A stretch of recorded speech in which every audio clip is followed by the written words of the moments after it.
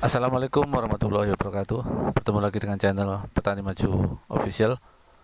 Pada hari ini sedang saya lakukan pengolahan tanah untuk budidaya tanaman semangka. Jadi yang sebagian sudah selesai diolah, bahkan sudah ditanami. Pada hari ini yang sudah ditanam berusia 4 hari setelah tanam. Namun ini yang sebagian tanah masih belum selesai diolah. Diperkirakan waktu tanamnya beda 10 hari. Jadi dengan yang tanam pertama bedanya sekitar 10 hari. Makanya ini belum selesai pengerjaan tanah.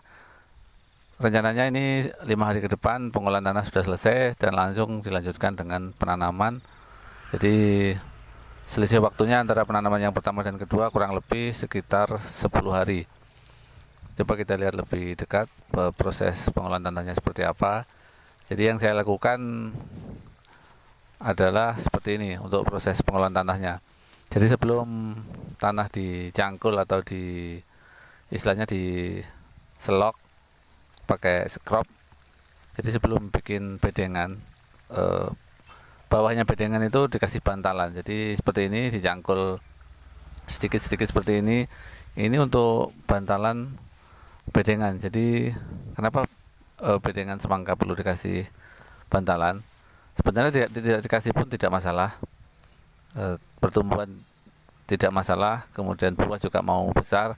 Cuman yang kita lakukan adalah untuk mengoptimalkan. Jadi kita inginkan hasil yang terbaik, kita inginkan tonasenya tinggi, makanya pengolahan tanah kita lakukan sebaik mungkin. Jadi seperti ini dicangkul seperti ini, tanahnya dibuat mirip bedengan namun kecil. Jadi ini untuk bantalan saja.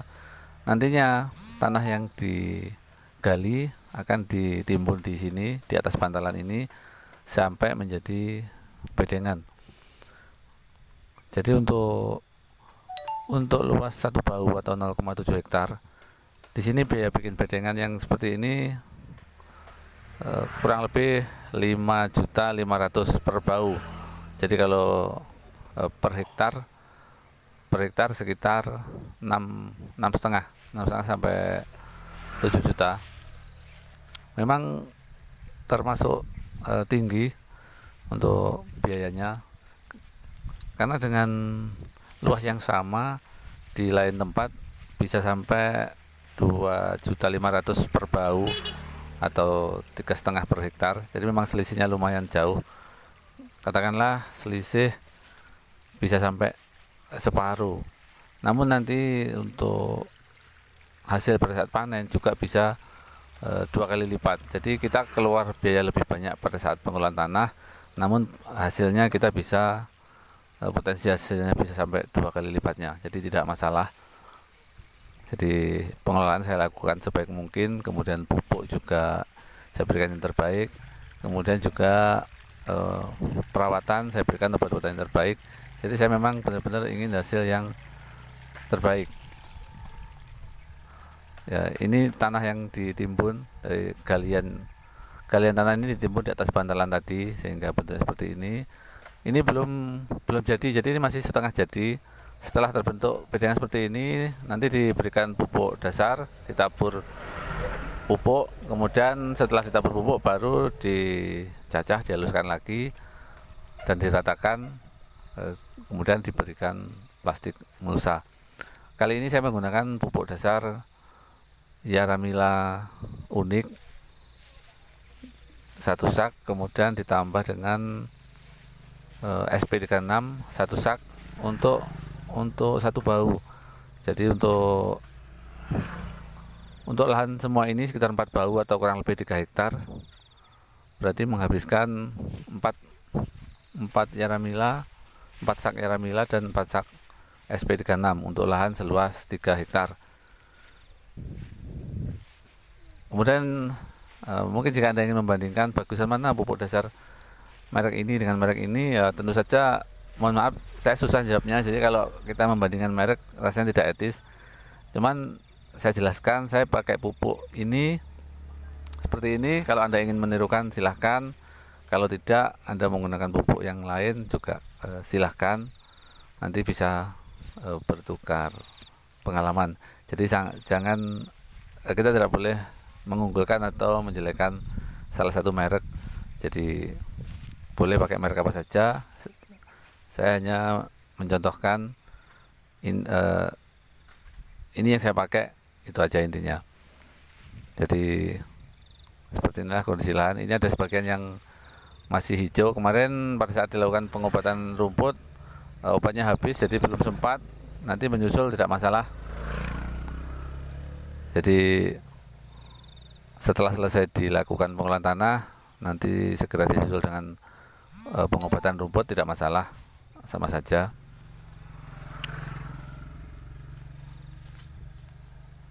Coba kita lihat lebih dekat. Seperti inilah kondisi bedengan yang masih setengah jadi. Jadi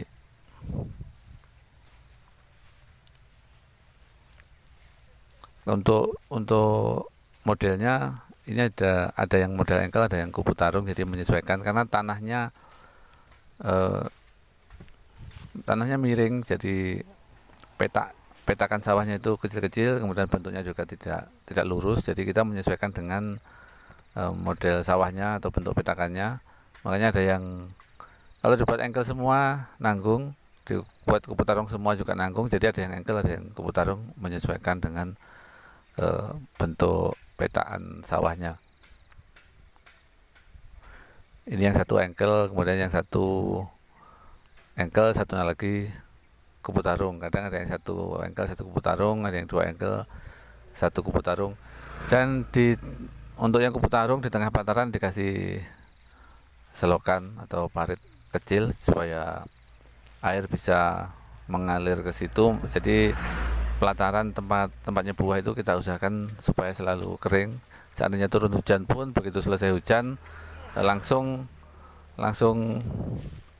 airnya langsung terbuang, artinya tidak sampai becek dalam waktu yang lama. Karena kalau pelataran becek, tempat naruh buahnya itu becek, buahnya akan rawan busuk. Jadi percuma saja buahnya banyak, tapi kalau banyak yang busuk. Sementara ini untuk lahan yang sudah ditanami seperti ini, yang pada hari ini berumur 4 hari setelah tanam, ini setiap hari kita periksa, kita lihat, kita kontrol. Kalau ada yang mati segera disulam. Kemudian kalau ada yang posisi penanamannya kurang dalam, bisa kita lakukan pengurukan atau ditimbun. Jadi bagian pangkal pohon ditimbun dengan tanah atau diuruk supaya akarnya tertimbun tanah. Karena untuk penanaman ini plastik yang menjadi media semai tidak saya buang, jadi langsung ditanam sekalian sama plastiknya. Jadi kalau plastiknya sampai terlihat berarti penanamannya kurang dalam, maka tinggal menambahkan tanah, ditimbun di bagian lubang tanam supaya akarnya atau plastik media semai tertimbun tanah. Karena kalau kurang dalam penanamannya, biasanya itu pertumbuhan lambat, juga kurang sehat kondisi tanamannya. Jadi sekitar seminggu ini sambil ya seperti ini jalan, sambil dilihat kalau ada yang mati langsung disulam, kalau ada yang plastiknya kelihatan atau penanamannya kurang dalam, sambil diuruk atau ditimbun tanah. Karena yang kerja ini orang banyak, jadi pasti ada yang seperti ini, nggak semuanya bisa sesuai yang kita harapkan. Jadi yang penting selesai ditanam, dikontrol. Jadi seperti ini, ditimbun pakai tanah di bagian pangkal. Kelihatannya sepele tapi ini sangat penting. Jadi kalau akarnya kelihatan, penanamannya itu agak kurang dalam atau meding kering, itu istilah Jawanya meding kering, maka itu pertumbuhannya akan lambat.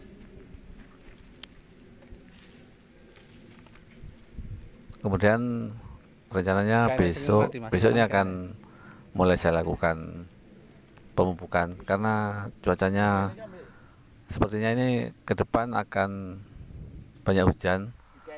Jadi kalau hujan nanti pemupukan langsung saya kasih butiran-butiran pupuk, saya tabur di dekat pohon, jadi penyerapan secara pelan-pelan. Namun kalau cuacanya panas terik, maka akan dilakukan pengocoran. Jadi pupuk dilarutkan dulu di dalam air, kemudian disiramkan. Namun kalau cuacanya banyak hujan, butiran-butiran pupuk itu cukup ditabur di dekatnya tanaman atau di dalam lubang tanam.